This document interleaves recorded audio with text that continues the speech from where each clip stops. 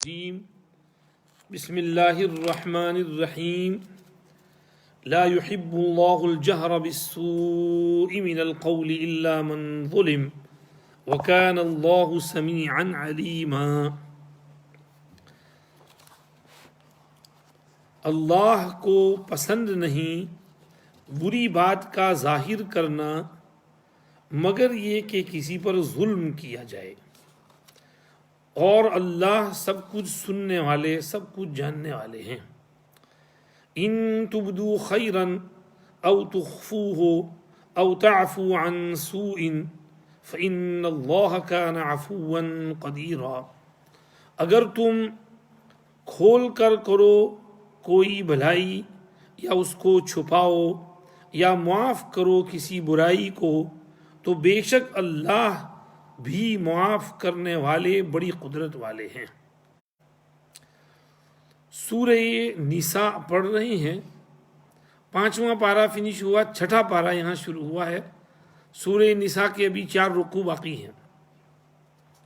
اس جگہ اللہ رب العزت والجلال نے بڑی اہم ہدایت نصیب مرحمت فرمائی ہم کو کہ بری باتوں کو کھول کھول کر بیان نہ کرو۔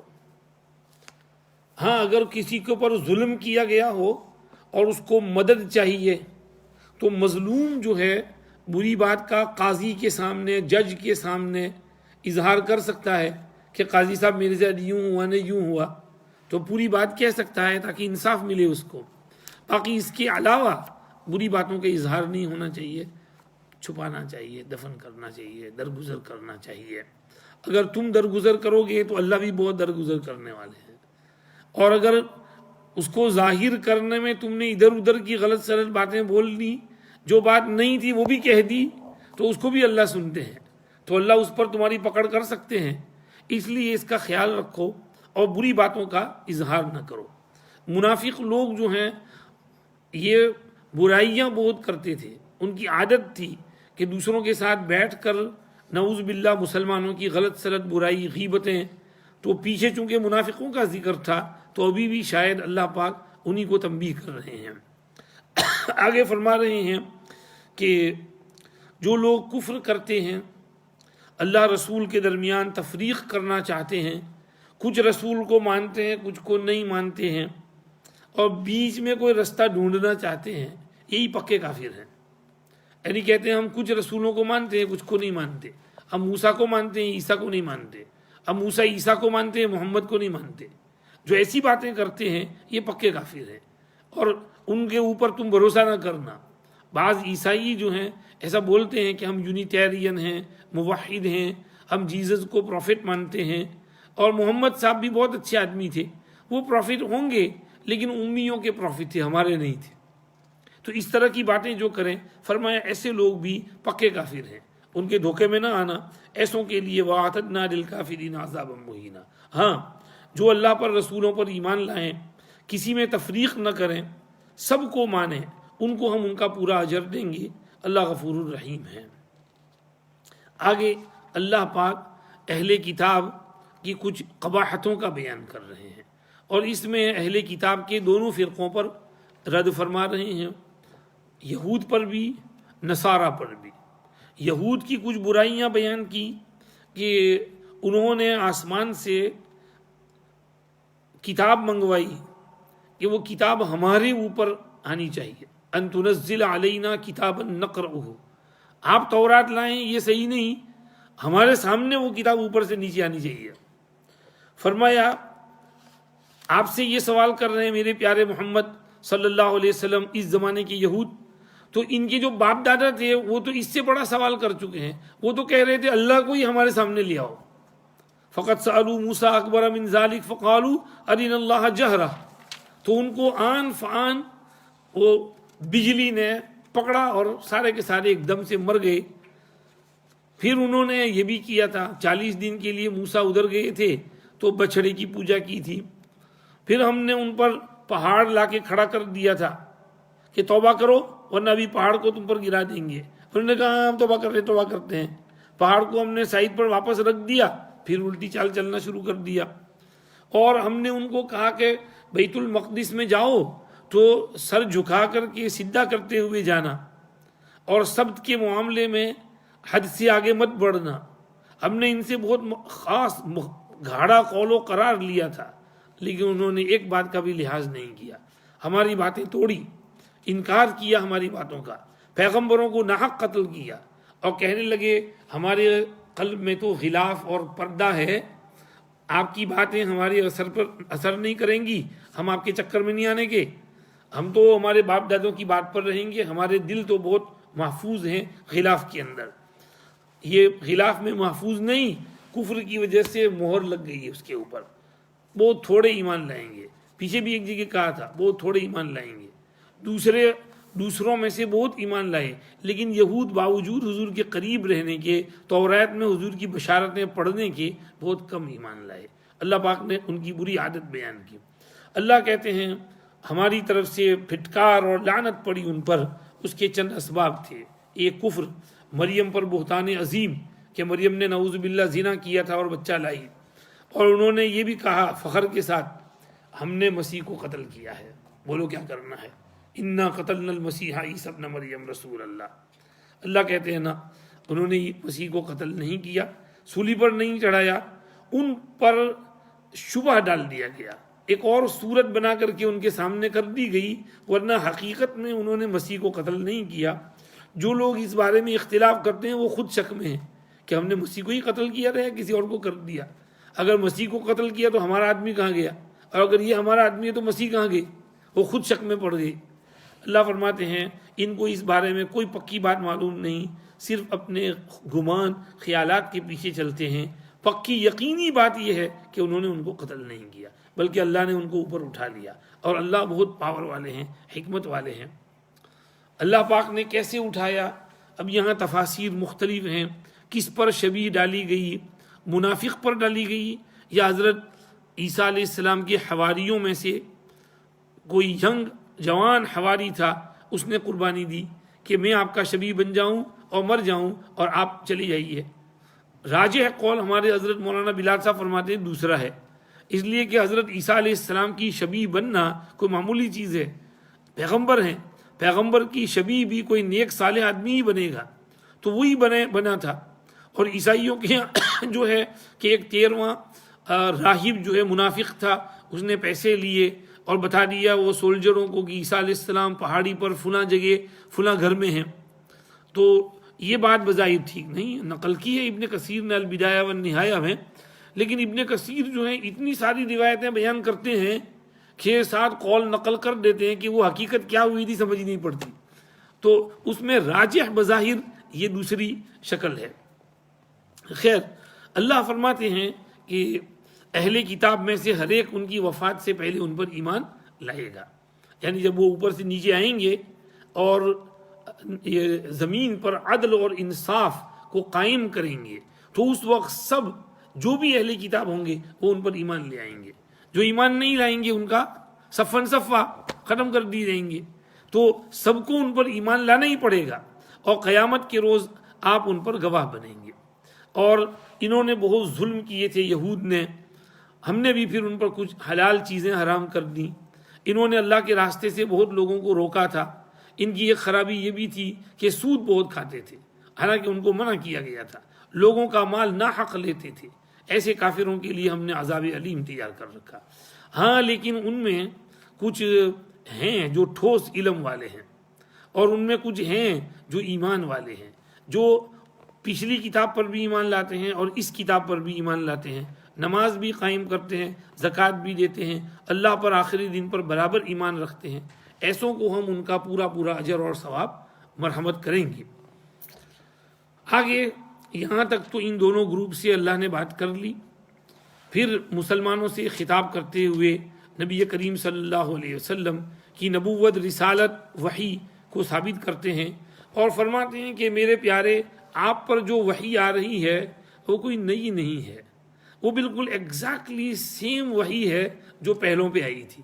انا اوحینا الیک کما اوحینا الی نوح، والنبيين من بعده وأوحينا إلى إبراهيم وإسماعيل وإسحاق ويعقوب والأسباط وعيسى وأيوب ويونس وهارون وسليمان وآتينا داود زبورا.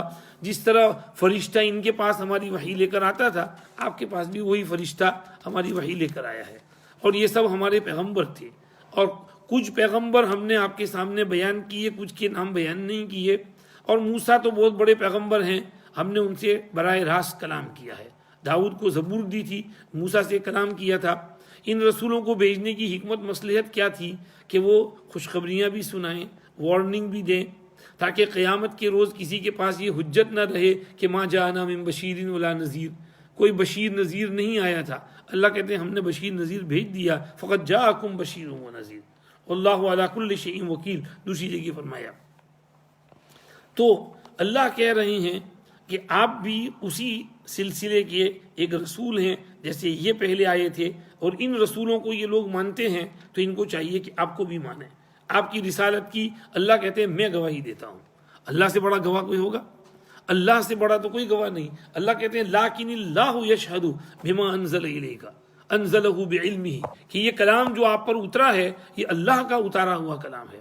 والملائکۃ یشہدون، سارے فرشتے گواہی دیتے ہیں، اور اللہ تو گواہی کے لیے کافی ہے. پھر بھی جو لوگ آپ کا انکار کریں، اللہ کے راستے سے روکیں، وہ دور بھٹک جاتے ہیں. اللہ ان کی بخشش نہیں کرے گا، بہت ظلم کرتے ہیں وہ لوگ. ان کو تو کوئی رستہ بھی نہیں ملے گا، صرف دوزخ کا رستہ رہیں گے اس میں، اور ان کو دوزخ میں ڈالنا اللہ کے لیے کوئی مشکل نہیں، بہت آسان ہے. اے لوگو، یہ رسول تمہارے پاس جو آئے ہیں اتنے اچھے حق بات لے کر آئے، مان لو ان کو، اس میں تمہارا بھلا ہے. اگر نہیں مانو گے تو اللہ کو بھی تمہاری ضرورت نہیں، آسمان زمین کا مالک اللہ ہے. آگے اللہ پاک نے اہل کتاب نصارہ سے یہاں خاص بڑے اچھے انداز میں تنبیہ کی، نصیحت کی. اے اہل کتاب یعنی عیسائیوں، اپنے دین میں غلو نہ کرو، اللہ کے بارے میں صرف حق بات بولو. مسیح عیسیٰ بن مریم اللہ کے رسول ہیں اور کچھ نہیں، اور کلمت اللہ ہیں جو اللہ نے مریم پر ڈالا، اور اللہ کی اسپیشل روح ہیں جو اللہ نے ان میں پھونکی. اور مان لو تم اللہ کو اور سب رسولوں کو، مسیح کو بھی رسول مانو، خدا یا خدا کا بیٹا نہ کہو، رسول سمجھو. اور تین مت بولو، ولا تقولوا ثلاثہ، انتہوا، رک جاؤ، خیرا لکم، اسی میں تمہارا بھلا ہے. تین بولنے سے رک جاؤ، اسی میں تمہاری خیر ہے. اللہ تو ایک ہی اللہ ہے، پاک ہے اس کی ذات کہ اس کے کوئی بیٹا ہو. اسی کا تو ہے جو کچھ آسمان میں ہے، زمین میں ہے. بیٹے کی اس کو کیا ضرورت؟ بیٹی کی ضرورت کس کو پڑے؟ جس کو یہ ڈر ہو کہ میرے مرنے کے بعد میرا وارثہ کون لے جائے گا، جس کو یہ ڈر ہو کہ میں بوڑھا ہو گیا تو میری مدد کون کرے گا، میری خدمت کون کرے گا. اور اللہ کے یہاں یہ باتیں تو ہیں نہیں، تو اس کو بیٹے کا کیا کام ہے؟ اس کا تو سارا آسمان زمین اس کا ہے، اس کو بیٹے کی کوئی حاجت نہیں ہے. اللہ کافی ہے وکیل ہونے کے لیے. دیکھو، تم کو اگر ایسا لگے کہ بھئی مسیح کو ہم خدا مانتے تھے، اب قرآن ہم کو کہتا ہے کہ اس کو بندہ مانو، یہ بہت مشکل کام ہے. تو ہم تم کو سمجھاتے ہیں کہ خود مسیح کو بھی اللہ کا بندہ بننے سے عار محسوس نہیں ہوتی، تو تم کیوں محسوس ہوتی ہے؟ جب وہ فخر کرتے ہیں اللہ کا بندہ ہونے پر تو تم کو بھی فخر ہونا چاہیے کہ ہاں بھائی ہمارے مسیح اللہ کے بندے اور اللہ کے رسول ہیں. خوشی سے کہنا چاہیے، تم کو عار محسوس نہیں کرنا چاہیے. لن یستنکف المسیح ان یکون عبدا للہ ولا الملائکۃ المقربون. فرشتے بھی عار محسوس نہیں کرتے، ناک نہیں چڑھاتے. جو کوئی ناک چڑھائے گا اللہ کی بندگی سے، عبادت کرنے سے، اللہ اس کو اپنے یہاں جمع کرنے والے ہیں. تکبر والوں کی پکڑ کریں گے اللہ. آگے ایمان والوں کے لیے ثواب اور کفر کرنے والوں کی پکڑ. یہ لوگوں، تمہارے پاس برہان بھی آ گیا، اللہ کی طرف سے دلیل آ گئی اور نور مبین آ گیا ہے. مان لو، مانو گے اللہ کا فضل اور مہربانی ملے گی، سیدھے راستے پر چلو گے. آگے پھر اللہ نے چونکہ شروع میں مسائل میراث بیان کیے تھے، تو ایک اور مسئلہ میراث کا کچھ لوگوں نے پوچھا تھا، اس کو بیان کر دیا کلالہ کے بارے میں. یستفتونک قل اللہ یفتیکم فی الکلالہ. کلالہ ایسا مرنے والا شخص جس کے اصول فروع نہ ہوں، جس کے ماں باپ دادا دادی نہ ہوں اور نیچے بیٹا پوتا کوئی نہ ہو، صرف اس کے بھائی وغیرہ رشتہ دار ہوں، تو اس کو کلالہ کہتے ہیں. تو اس کی میراث کا کیا حکم ہے؟ مسئلہ اللہ نے یہاں بیان کر دیا. اس کے بعد کہہ دیا یبین اللہ لکم ان تضلوا واللہ بکل شیء علیم. یہ لا محذوف ہے یہاں، یعنی اللہ تذلوا، اللہ تمہارے لیے سب باتیں کھول کھول کر بیان کرتے ہیں تاکہ تم کہیں بہک نہ جاؤ، اور اللہ سب کچھ جانتے ہیں اس لیے بیان کر سکتے ہیں۔ سورہ نساء پوری ہوئی، عورتوں کے احکام بھی آ گئے، فرق باطلہ کا کچھ رد بھی ہوا، منافقوں کے کچھ پول بھی اللہ نے کھولے، یہ مضامین پورے ہوئے۔ آگے سورۃ المائدہ ہے۔ یہ سورۃ المائدہ بھی مدنی سورت ہے، اس میں 120 آیتیں ہیں، 16 رکوع ہیں، مدینہ شریف میں اخیر میں اترنے والی صورتوں میں سے ہے، بالکل اخیر نہیں لیکن من اواخر ما نزل میں سے ہے۔ اس میں بہت سی آیتیں بالکل اخیر میں اتری ہیں۔ یہ صورتیں پوری تو نہیں اترتی تھی، یعنی تھوڑی تھوڑی کر کے اترتی تھی۔ حضور پھر فرماتے تھے کہ اس آیت کو فلاں صورت میں فلاں جگہ لکھ دو، اس آیت کو فلاں جگہ لکھ دو، اس طرح صورت مرتب ہوتی تھی۔ تو اس میں بعض آیتیں جیسے الیوم اکملت لکم دینکم، یہ تو میدان عرفات میں اتری تھی حضور کے انتقال سے 3 مہینے پہلے۔ باقی اس کے علاوہ اور آیتیں اس سے پہلے اتر چکی تھی۔ حضور نے کہا اس آیت کو فلاں جگہ لکھ دو، اللہ جیسا حکم دیتے ویسے لکھواتے حضور۔ اس کو سورۃ المائدہ کیوں کہتے ہیں؟ مائدہ کے معنی دسترخوان۔ رمضان میں ہمارا دسترخوان لبریز ہوتا ہے، سموسا، پکوڑا، کباب، برگر اور فروٹ وروٹ۔ ہمارے ایک دوست ہیں ہمارے پاس پڑھا بھی ہے، انہوں نے مفتی ابن آدم، انہوں نے ٹویٹ میں لکھ دیا کہ بھئی رمضان میں سموسے بند کر دو، اپنی ہیلتھ کا خیال کرو۔ تو سب لوگ ان بیچاروں کے پیچھے پڑ گئے، مولوی صاحب سموسا کھانے دو نہیں یار، رمضان میں ہی تو سموسے کا مزہ آتا ہے، اور آپ ایسا بولو کہ ذرا لمٹ کر دو، لیکن یہ مت بولو کہ بالکل بند کر دو۔ تو دسترخوان تو برابر ذرا سجا ہوا ہونا چاہیے، اچھا لگتا ہے۔ تو اللہ پاک نے اس صورت میں دسترخوان کا بیان کیا ہے۔ کون سا دسترخوان؟ ربنا انزل علینا مائدۃ من السماء تکون لنا عیدا لاولنا وآخرنا وآیۃ منک۔ حواریوں نے حضرت عیسیٰ علیہ السلام سے کہا هل یستطیع ربک ان ینزل علینا مائدۃ من السماء، کیا تمہارے رب میں یہ طاقت ہے کہ ہمارے اوپر آسمان سے دسترخوان نازل کرے، کھانے سے لبریز بھرا ہوا؟ تو عیسیٰ علیہ السلام نے کہا بھائی ایسی دعائیں نہیں مانگا کرتے۔ انہوں نے کہا مانگو نہیں، ہم چاہتے ہیں کہ ذرا اللہ کی نعمت کو انجوائے کریں، اور یہ نشانی ہو ہمارے پہلوں کے لیے، پچھلوں کے لیے، ہم پیچھے والوں کو بھی کہیں کہ دیکھو ہمارے نبی کا یہ معجزہ ہوا تھا۔ عیسیٰ علیہ السلام نے ہاتھ اٹھائے، دعا مانگی، اللہ نے کہا ٹھیک ہے میں دسترخوان اتارتا ہوں، لیکن اس کے بعد بھی اگر کوئی میری بات نہیں مانے گا تو اس کو ایسا عذاب دوں گا جو پہلوں پچھلوں کو کبھی نہیں دیا ہے میں نے۔ انہوں نے کہا ٹھیک ہے۔ اللہ پاک نے آسمان سے دسترخوان اتارا، قسم قسم کے کھانے۔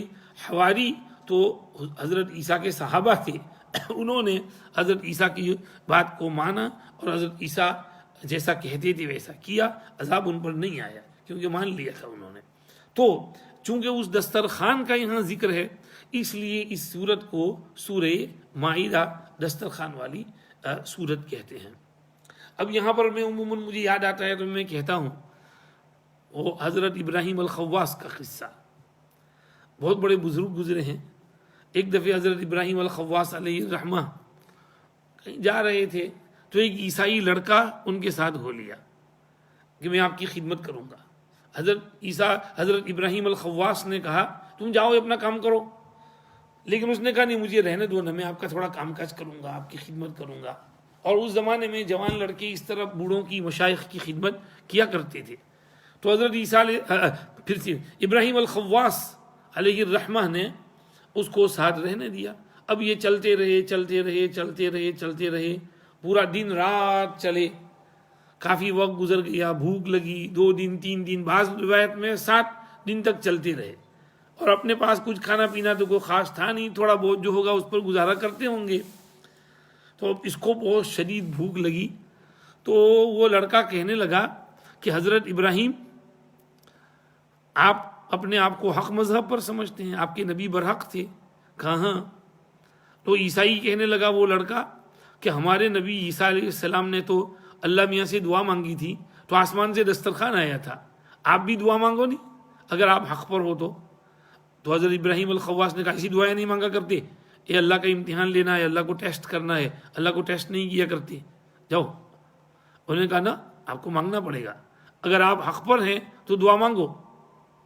اب جب اس نے بہت ضد کی تو حضرت ابراہیم الخواص نے اللہ سے کہا اللہ اس کے سامنے مجھے رسوا نہ کیجیے، یہ عیسائی لڑکا ہے بیچارہ، میرے ساتھ ہے، میری خدمت بھی کر رہا ہے، آپ ذرا اس کا خیال رکھیے، جوان لڑکا ہے، بھوک لگی ہے، کوئی دسترخوان نازل فرما دیجیے۔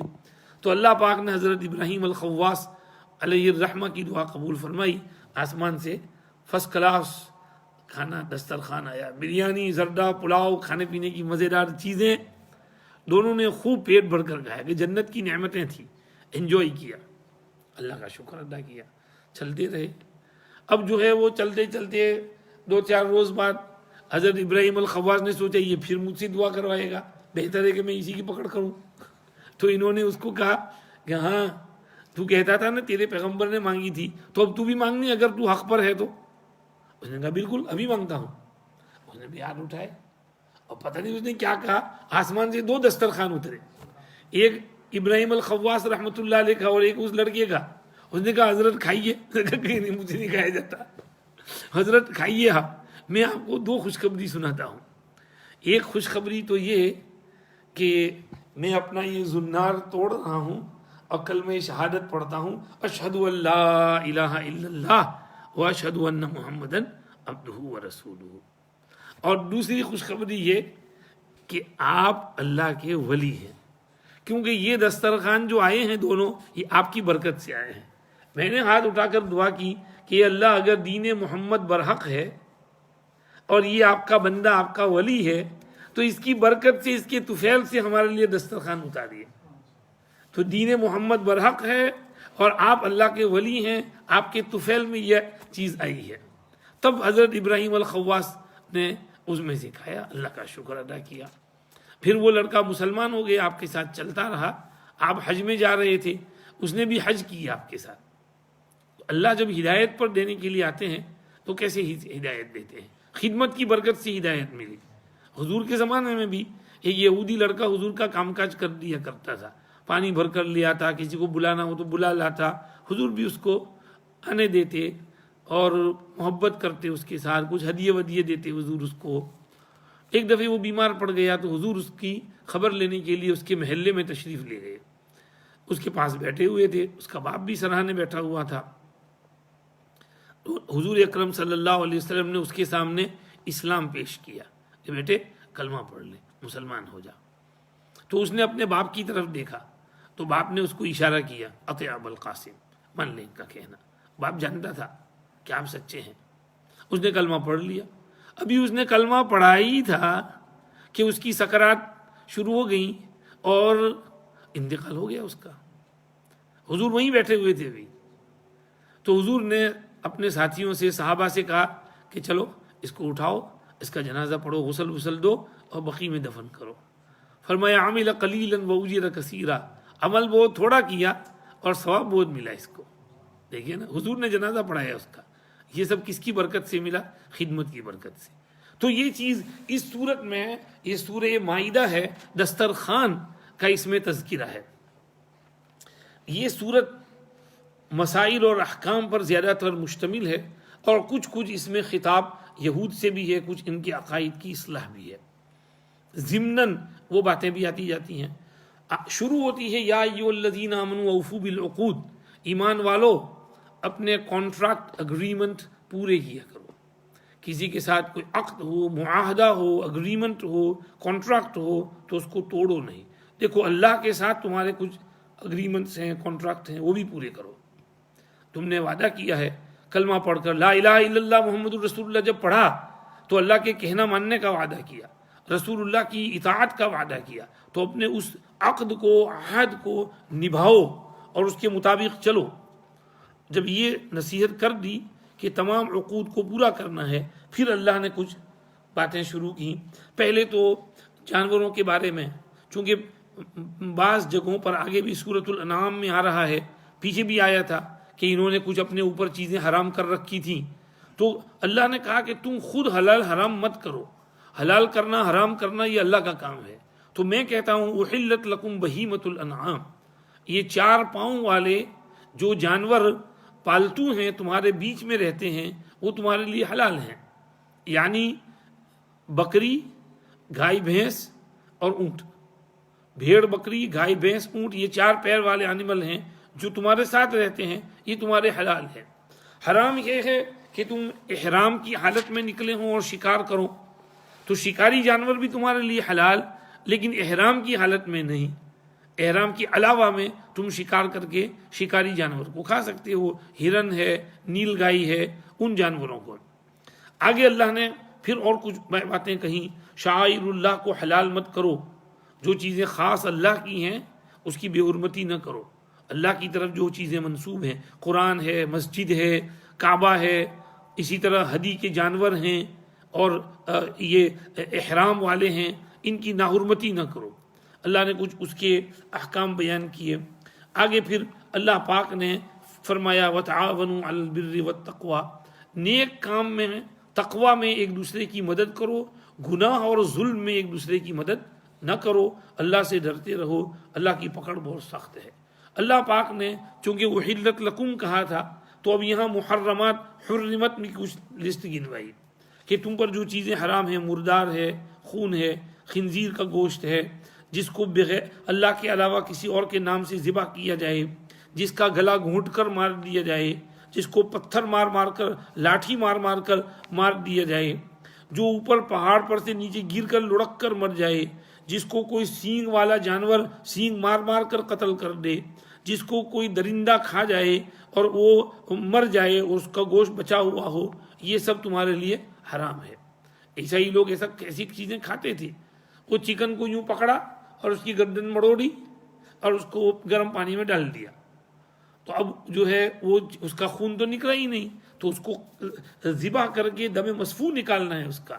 فرمایا جس کا گلا گھونٹ دیا جائے، جس کو لاٹھی مار مار کے مار دیا جائے، بندوق یہ موقوذہ لاٹھی کے حکم میں ہے، کیونکہ بندوق کسی پرندے کو لگتی ہے تو اس کا تو ایک دو قطرے خون نکلتا ہے، سارا خون نہیں نکلتا، وہ ایسا ہے جیسے لاٹھی مار مار کر کسی کو مار دیں، وہ حرام، تو بندوق والا شکار بھی حرام، الا یہ کہ جب وہ پرندہ نیچے گرے تو آپ دوڑ کر کے اس کو بسم اللہ اللہ اکبر مرنے سے پہلے ذبح کر لو تو وہ حلال ہو جائے گا۔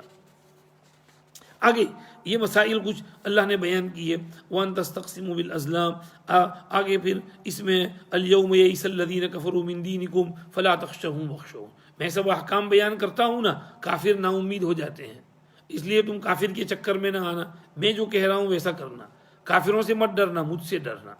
آگے الْيَوْمَ أَكْمَلْتُ لَكُمْ دِينَكُمْ، یہ وہ آیت کا جز جو عرفات میں اترا تھا کہ آج میں نے تمہارے لیے دین مکمل کر دیا، جو باتیں میں نے کہنی تھی وہ ساری کہہ دی، سب کچھ جو بتانا تھا بتا دیا، میرے احسانات بھی تم پر پورے کر دیے، اور رضیت لکم الاسلام دینا، اور میں نے اسلام کو تمہارے لیے بطور دین کے پسند کیا، اس لیے اب دین پر قائم رہنا، اسلام کو مضبوط پکڑنا، اسلام کو ہاتھ سے مت جانے دینا، یہ نصیحت فرمائی۔ آگے اللہ پاک نے بیچ میں یہ نصیحت کر کے اس سے اوپر سے متعلق فمن اضطر فی مخمصۃ یہ بیان کر دیا، مضطر کوئی ہو جائے بات اور ہے، مجبوری میں بہت سی چیزیں اللہ حلال کر دیتے ہیں۔ آگے پھر یسألونک ماذا احل لہم، کچھ سوالات، شکار کرنے جائیں تو کس طرح کا شکار حلال، کتوں کا شکار حلال ہے یا نہیں، مسئلہ بیان کیا۔ آگے پھر اہل کتاب کا کھانا حلال ہے یا نہیں، اور اہل کتاب کی عورتیں حلال ہیں یا نہیں، وہ مسئلہ یہاں بیان کیا۔ اس میں بہت ڈیٹیل ہے، اہل کتاب اگر واقعی اہل کتاب ہوں اور اپنی کتاب کے مطابق ذبح کرتے ہوں تب تو ان کا ذبیحہ حلال، لیکن اگر وہ اپنی کتاب پر عمل نہیں کرتے ہیں، ذبح برابر نہیں کرتے، خون نہیں نکالتے ہیں، تو پھر ان کا ذبیحہ حلال نہیں ہے۔ یہ اور ان کی عورتیں بھی پاک دامن اگر ہیں اور زنا کی نیت سے نہیں کر رہی ہیں بلکہ واقعی اہل کتاب ہیں، اپنی کتاب کو مانتی ہیں، کتاب پر عمل کرتی ہیں، تو کچھ گنجائش ہو سکتی ہے، ورنہ صرف دوستی کرنے کے لیے غیر مصافحین ولا متخذی اخدان تو درست نہیں ہے۔ آگے اللہ پاک نے اس کے بعد نیکسٹ رکوع میں پاکی صفائی کے کچھ مسائل بیان کیے کہ غسل برابر کرو، وضو برابر کرو، پانی نہ ملے تو تیمم کرو، نماز پڑھنے کے لیے پاکی صفائی کے ساتھ اللہ کے سامنے آ کر کھڑے ہو جاؤ، یہ کچھ مسائل سمجھائے۔ اذا قمتم الى الصلاة فاغسلوا وجوهكم وايديكم الى المرافق، کہا کہ یہ جو احکام دیے ہیں تم کو تکلیف میں ڈالنے کے لیے نہیں بلکہ تم کو پاک کرنے کے لیے، تاکہ تم شکر کرو۔ ما يريد الله ليجعل عليكم من حرج ولكن يريد ليطهركم، وَلِيُتِمَّ نِعْمَتَهُ عَلَيْكُمْ لَعَلَّكُمْ تَشْكُرُونَ. تو پاکی صفائی کی باتوں پر بھی اللہ کا شکر کرو. ان کو زبردستی نہ سمجھو کہ یہ کیا یار غسل کرنا ہم بستری کرنے کے بعد کتنا مشکل کام ہے، ایسا مت سوچو. وہ قصہ تو آپ نے سنا ہوگا. ایک صاحب تھے، ان کو غسل جنابت بہت بھاری لگتا تھا. کہتے تھے کہ بھئی عیسائیوں کے ہاں کتنا اچھا ہے، غسل جنابت ہے ہی نہیں، اور پوچھ لیا ٹیشو پیپر سے ہو گیا، باقی غسل کرنے کی کوئی ضرورت نہیں. وہ مر گئے، ان کی قبر میں دفن تو کر دیا ان کو، لیکن کچھ دن بعد قبر کھودی تو دیکھا ان کی لاش وہاں نہیں ہے. اللہ پاک نے وہاں سے ان کی لاش ہٹا دی تھی، کہیں اور اس کو منتقل کر دیا تھا، اندر ہی اندر ٹرانسفر کر دیا تھا. تو ایسی بات نہیں بولنی چاہیے، یہ کفر تک پہنچانے والی چیز ہے. اللہ ہماری حفاظت فرمائے. تو اللہ پاک نے کہا پاکی صفائی کا برابر خیال کرو، طہارت کے ساتھ رہو. وَإِن كُنتُمْ جُنُبًا فَطَّهَّرُوا، تطہر کا حکم دیا. آگے پھر اللہ پاک نے اپنے کچھ احسانات یاد دلائے، اللہ کی کتنی نعمتیں تم پر اتری ہیں. اللہ کی نعمتوں کو بھی یاد کرو، اللہ کے اگریمنٹ کو بھی یاد کرو. اور سمعنا و اطعنا بولا تھا تو سمعنا و اطعنا کی پابندی کرو اور عمل کرو.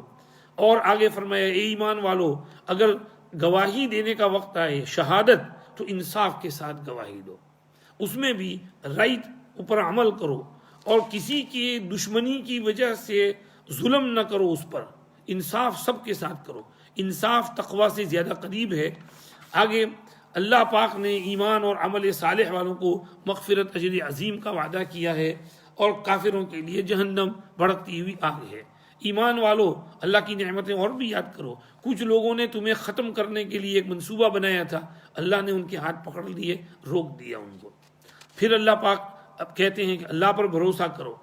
اور اللہ پاک اس کے بعد پھر بنی اسرائیل کا کچھ تذکرہ کرتے ہیں کہ ہم نے ان میں 12 نقیب بھیجے تھے، ان کو کچھ احکام دیے تھے، انہوں نے ان کو نہیں مانا اور ناشکری کی، انکار کیا، تو صحیح راہ سے بھٹک گئے. اور انہی کے عہد توڑنے کی وجہ سے اور انہی کی غلط باتوں کی وجہ سے ہم نے ان کے دل پتھر جیسے سخت کر دیے، اور انہوں نے پھر غلط سلط حرکتیں کی. آگے اللہ پاک نے لمبے چوڑے کچھ خطاب کیے اہل کتاب سے. قد جاءکم رسولنا، ہمارے رسول آ گئے ہیں. قد جاءکم من اللہ نور و کتاب مبین، مان لو اس رسول کو. نہیں مانا انہوں نے، ضد کی. اللہ فرماتے ہیں کہ جو لوگ کہتے ہیں کہ مسیح عیسیٰ بن مریم ہے، وہ بھی کافر ہیں، اس لیے کہ ایسی بات نہیں. اگر ایسی بات ہے تو بتاؤ، اگر اللہ ہی عیسیٰ اور اس کی ماں دونوں کو ہلاک کرنا چاہے تو کوئی ہے جو روکے؟ اللہ کو روک دے کہ نہ آپ ہلاک نہیں کر سکتے. اللہ کی تو آسمان زمین میں بادشاہت ہے. تو اس لیے تم جو ہے ایسی بکواس مت کرو. اور اللہ کہتے ہیں، یہود نصارہ کہتے ہیں ہم اللہ کے بیٹے، اللہ کے محبوب ہیں، تو پھر تمہارے گناہوں کی وجہ تم پر عذاب کیوں آتا ہے؟ ابھی بھی یہ کووڈ-19 وائرس کا عذاب آیا ہوا ہے، تو اس میں صرف مسلمان تو نہیں مر رہے ہیں، غیر بھی تو مر رہے ہیں. جو کچھ بھی ہے، انہوں نے کوئی سازش بنائی ہو، کوئی گھپلا کیا ہو، لیکن ان کے کنٹرول سے باہر بات نکل گئی. تو جو کچھ بھی ہے، لیکن ان کے بھی تو اللہ کی طرف سے پکڑ جب آتی ہے سب پر آتی ہے. اللہ اپنی پکڑ سے ہماری حفاظت فرمائے، اپنے عذاب سے بچائے. اللہ فرماتے ہیں اگر تم اللہ کے بیٹے اور اللہ کے محبوب ہو تو عذاب کیوں آتا ہے؟ فَلِمَ يُعَذِّبُكُم بِذُنُوبِكُم بَلْ أَنْتُمْ بَشَرٌ مِّمَّنْ خَلَقَ، اس کی مخلوق میں سے کچھ بشر ہو تم لوگ، کوئی اللہ کے بیٹے اور چہیتے وہیتے نہیں ہو. آگے اللہ پاک نے پھر ان کو نصیحت کی، یا اہل الکتاب قد جاءکم رسولنا یبین لکم، ہمارے رسول آ چکے ہیں. کہیں تم یہ نہ کہو کہ کوئی رسول نہیں آتا، بشیر نذیر آ گیا ہے، مان لو اس کو. اہل کتاب کا ایک اور واقعہ بیان کیا. موسیٰ علیہ السلام نے بنی اسرائیل کو کہا چلو میرے ساتھ بیت المقدس فتح کر لیتے ہیں. تو سست بن گئے، بزدل ہو گئے، کہنے لگے تو جا تیرے رب کے ساتھ لڑ، ہم تو نہیں لڑتے. ہائے ہائے، کتنی گستاخی بے ادبی ہے.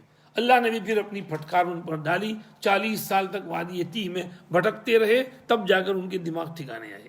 ان کا وہ جنریشن تھا وہ ختم ہوا، دوسرا جنریشن آیا، تو اس کے ساتھ پھر یوشع بن نون نے آگے بڑھ کر کے وہ بیت المقدس کو فتح کیا. اس کو بیان کرنے کے بعد اللہ پاک وَاتْلُ عَلَيْهِمْ نَبَأَ ابْنَيْ آدَمَ بِالْحَقِّ، حضرت آدم علیہ السلام کے 2 بیٹوں کا قصہ ٹھیک ٹھاک بیان فرما رہے ہیں، برحق طور پر بیان کر رہے ہیں. حابیل قابیل والا قصہ معروف ہے. قابیل جو ہے حسد میں آ گیا تھا، حابیل کو شہید کر دیا۔ حابیل بہت صوفی تھے بیچارے، انہوں نے سیلف ڈیفینس میں ڈیفینڈ بھی نہیں کیا، انہوں نے پہلے ہی کہہ دیا کہ اگر تو تیرا ہاتھ بڑھائے گا مجھے مارنے کے لیے تو میں تیرا اپنا ہاتھ نہیں بڑھاؤں گا تجھے مارنے کے لیے، میں چاہتا ہوں کہ تو میرا گناہ تیرا گناہ لے کر لوٹے، اب تو دوزخی بن جائے، مجھے کیا تجھے جب جانا ہی ہے دوزخ میں، لیکن میں دوزخی نہیں بنوں گا۔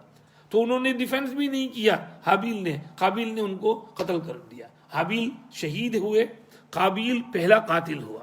حضور نے فرمایا جتنے بھی قتل ہوتے ہیں تو اس کا کچھ گناہ قابیل پر ضرور جاتا ہے، کیونکہ اس نے قتل کا طریقہ چلایا ہے۔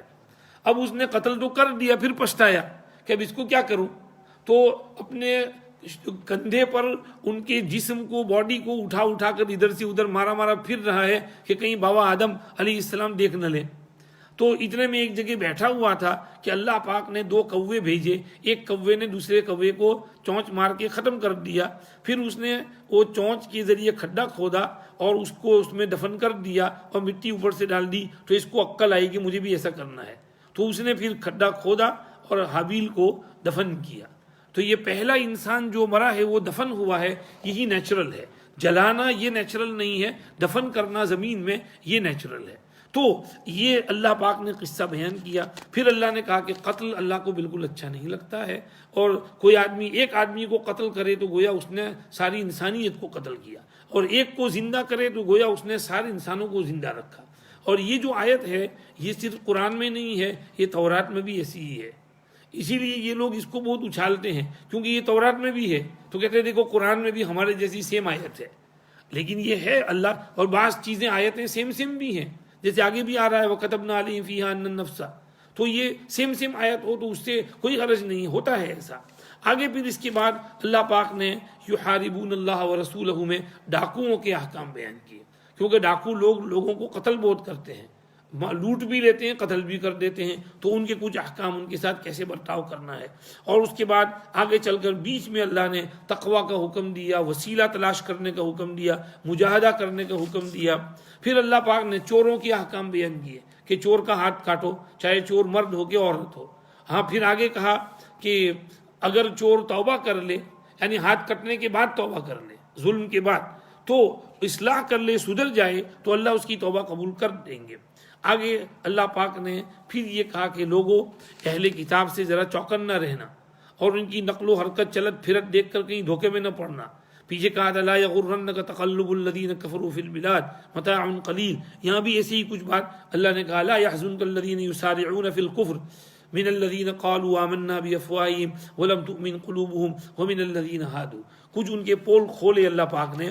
پھر اللہ پاک نے 10ویں رکوع میں جا کر یہ کہا کہ تورات ہم نے اتاری تھی، اور ان کو کہا تھا اس کی حفاظت کرنا، اور پیغمبر اور ربانیین اس کو پڑھتے تھے، پڑھاتے تھے، اس پر چلتے تھے، اور ان کو ہم نے کہا تھا اللہ سے ڈرنا، مخلوق سے مت ڈرنا، اور میری آیتیں بیچ کر کے تھوڑی قیمت مت لینا، مگر انہوں نے ہیرا پھیری تحریف کر کے، میری باتیں بیچ کر کے پیسے لیے دنیا کے، اس کی وجہ سے وہ دین سے نکل گئے۔ جو اللہ کے حکم پر نہ چلے وہ کافر ہے۔ اس میں قصاص کے احکام لکھے تھے، eye for an eye, tooth for a tooth, اور كتبنا علیہم فیہا ان النفس بالنفس والعین بالعین والانف بالانف والاذن بالاذن والسن بالسن والجروح قصاص، بالکل یہی ہو بہو آیت وہاں پر ہے۔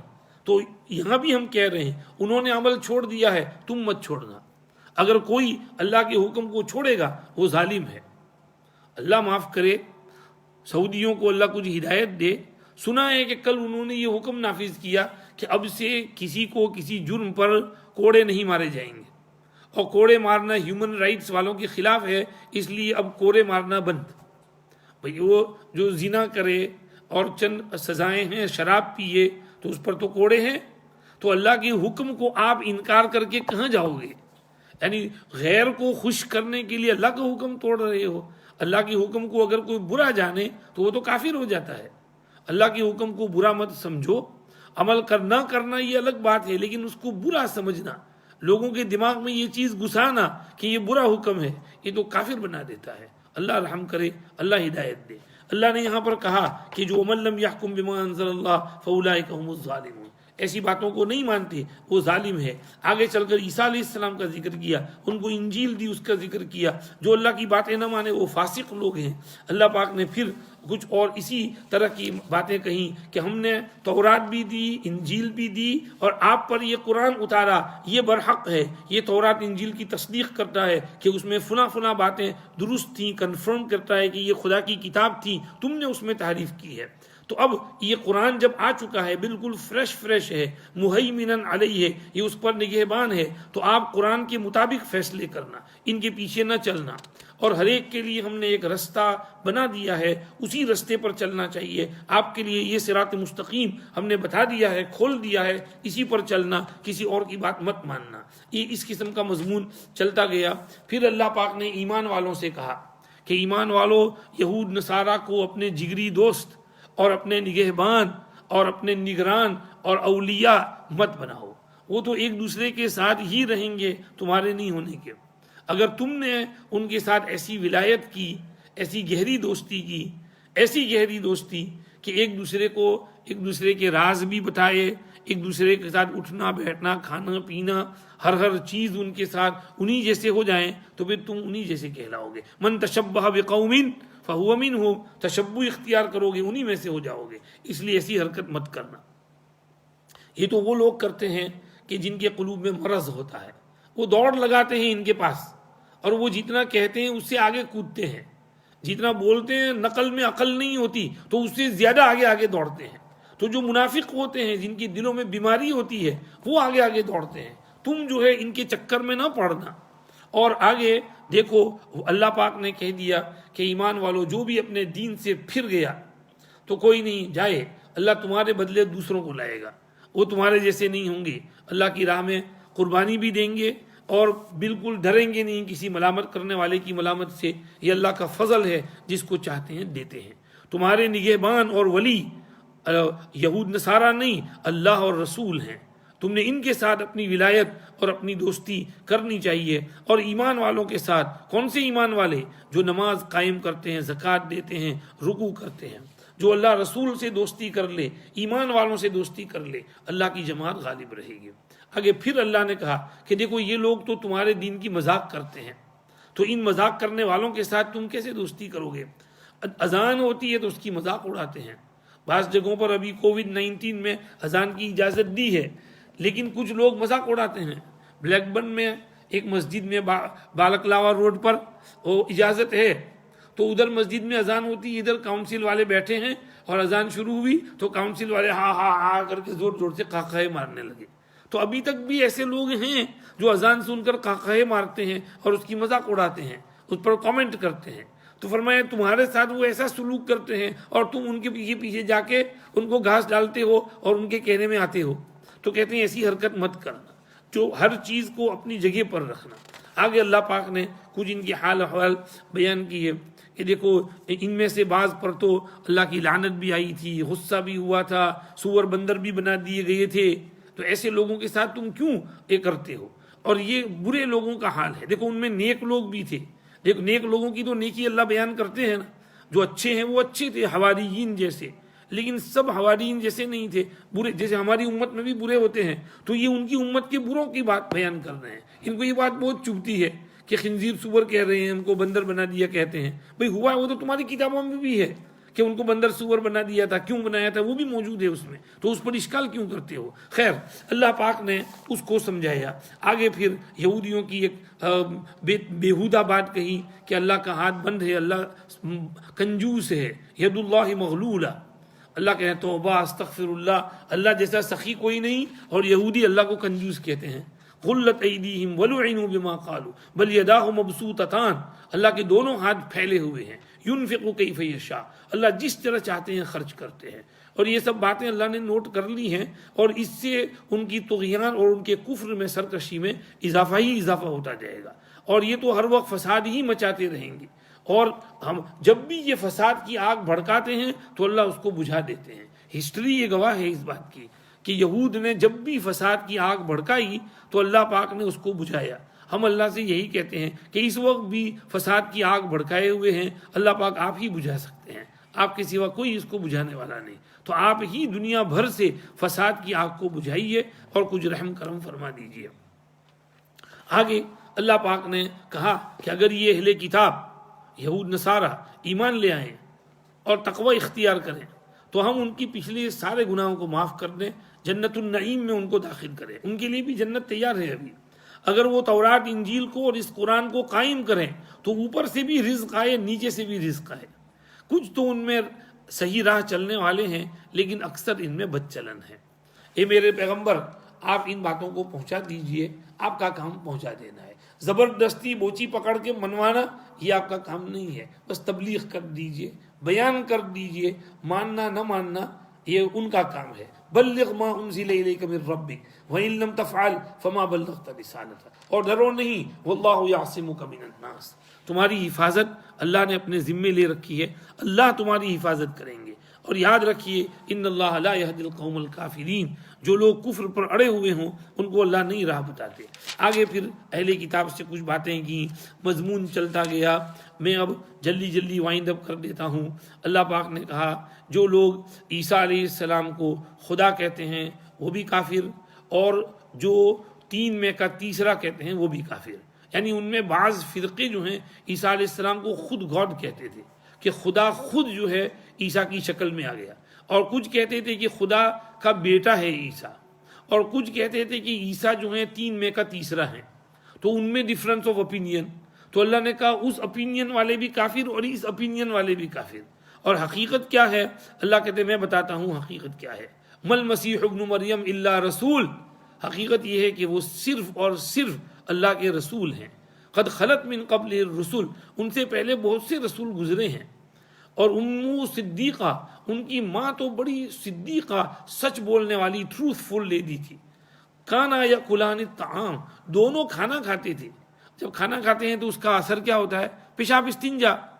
وہ کھانا بھی کھاتے تھے، ان کو پیشاب استنجا بھی ہوتا تھا۔ تو بتاؤ کوئی خدا جو ہے وہ کھانے پینے کا محتاج ہو سکتا ہے؟ جو کھانے پینے کا محتاج ہو وہ خدا ہو سکتا ہے؟ ہو نہیں سکتا۔ اس لیے یاد رکھو کانا یاکلان الطعام۔ دیکھو ہم کیسے ان کو سمجھاتے ہیں، پھر بھی یہ کہاں بھٹکے جاتے ہیں اور بہکے جا رہے ہیں۔ پوچھو ان سے، اللہ کو چھوڑ کر ایسوں کی عبادت کرتے ہو جو نہ نفع ان کے مالک ہیں نہ نقصان کے، حالانکہ اللہ سب کچھ سننے جاننے والے ہیں۔ ہے جی، بت کی پوجا کرتے ہو، بت تمہارا کوئی نفع نقصان کر سکتا ہے؟ تو کیوں اس کی پوجا کرتے ہو؟ اللہ نے فرمایا اے اہل کتاب، دین میں غلو نہ کرو اور ناحق باتیں نہ کرو، اور ایسے لوگوں کے پیچھے نہ چلو جو تم سے پہلے بہک گئے اور بہتوں کو بہکایا اور صحیح راہ سے دور نکل گئے۔ بنی اسرائیل میں سے جو کفر کرتے تھے ان پر لعنت ہوئی، داؤد کی زبان پر بھی، عیسیٰ کی زبان پر بھی۔ عیسیٰ نے بھی ان پر لعنت کی، داؤد نے بھی ان پر لعنت کی، کیونکہ انہوں نے کہنا نہیں مانا تھا، حد سے آگے نکلتے تھے۔ تو پیغمبر بھی ان سے کان پکڑے بیزار ہو گئے، بابا توبہ، انہوں نے بھی لعنت کی ان پر۔ تو اس لیے اس کی وجہ کہ وہ منکرات سے ایک دوسرے کو روکتے نہیں تھے، دوڑ کر منکر کام کرتے تھے، خوشی خوشی شوق سے کرتے تھے، اور یہ ان کی کچھ بری عادتیں اللہ نے بیان کی ہیں۔ آگے اللہ نے جو بات کہی ہے وہ بہتوں کو ہضم نہیں ہوتی کہ مسلمانوں کے ساتھ سب سے زیادہ عداوت دشمنی رکھنے والی دو جماعتیں ہیں، شرک کرنے والے اور یہود، اور اس کے مقابلے میں قریبی دوستی والے نصارہ، اس لیے کہ ان میں قسیس رہبان ہیں اور وہ تکبر نہیں کرتے۔ قسیس معنی عالم اور رہبان معنی درویش، تو ان میں علماء بھی ہیں اور ان میں درویش اور صوفی ان کے بزرگ بھی ہیں، وہ تکبر نہیں کرتے تو وہ ان کو منع کرتے ہیں ظلم کرنے سے۔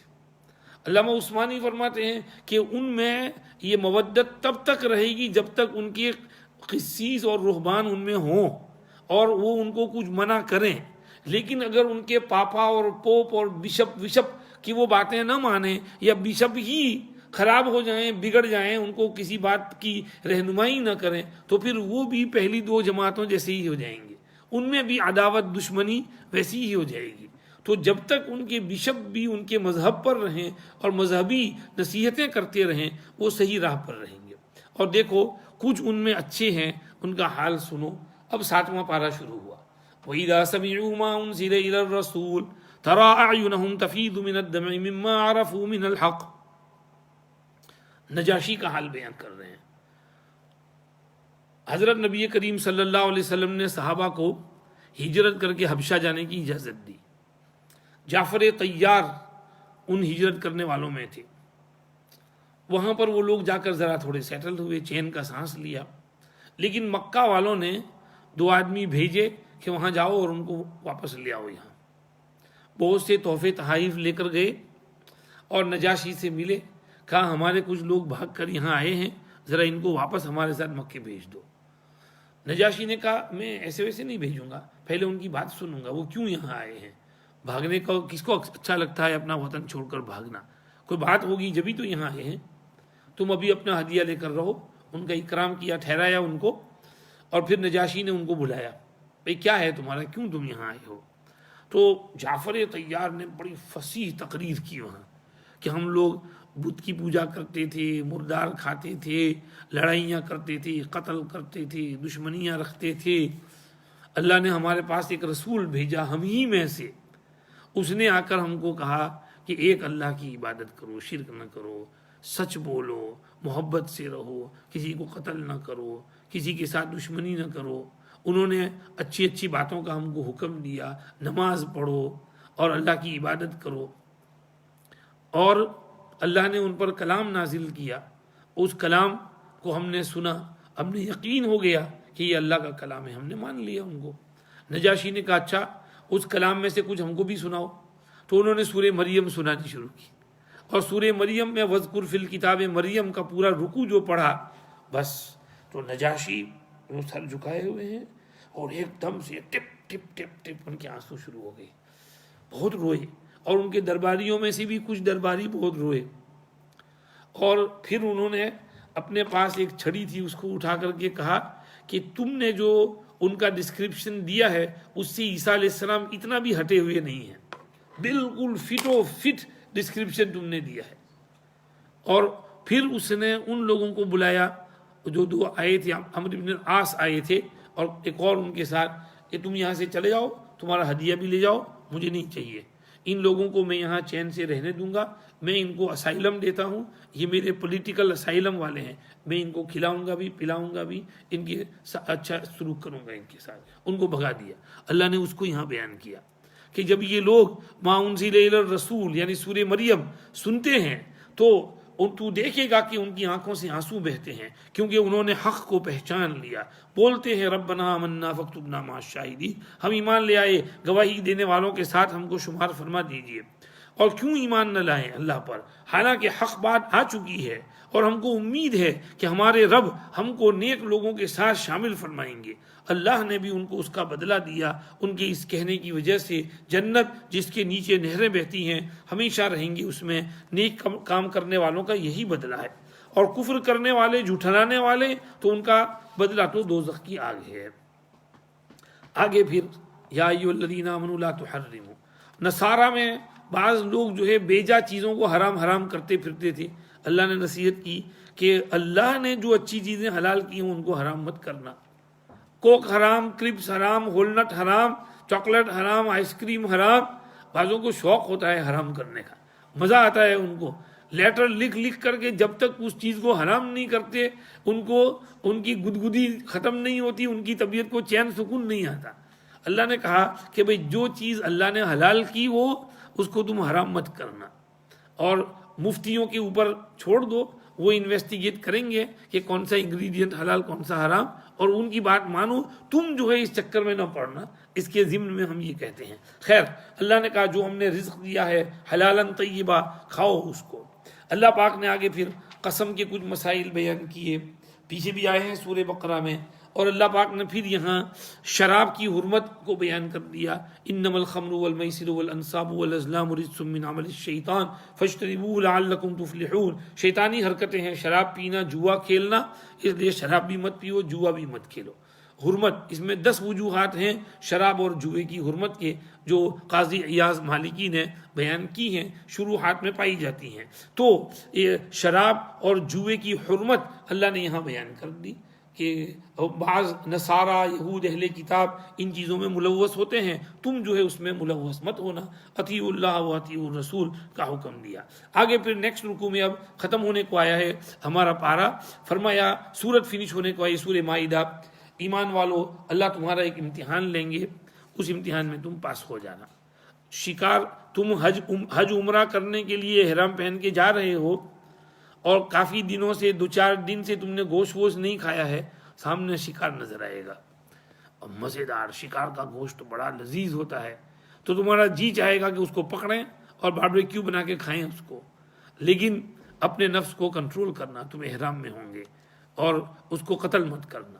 اس میں اللہ نے ایک بات کہی، لِيَعْلَمَ اللَّهُ مَن يَخَافُهُ بِالْغَيْبِ، اللہ جاننا چاہتے ہیں کہ کون بن دیکھے اللہ سے ڈرتا ہے۔ ایک عرب عالم نے اس پر کہا کہ یہ ہمارے پاس موبائل بھی جو ہے نا ہے، یہ بھی اس کے لیے لِيَعْلَمَ اللَّهُ مَن يَخَافُهُ بِالْغَيْبِ، کیونکہ اس میں بہت سی چیزیں آتی ہیں تو ہم اپنے آپ پر کنٹرول کرتے ہیں یا نہیں، اللہ یہ دیکھنا چاہتے ہیں۔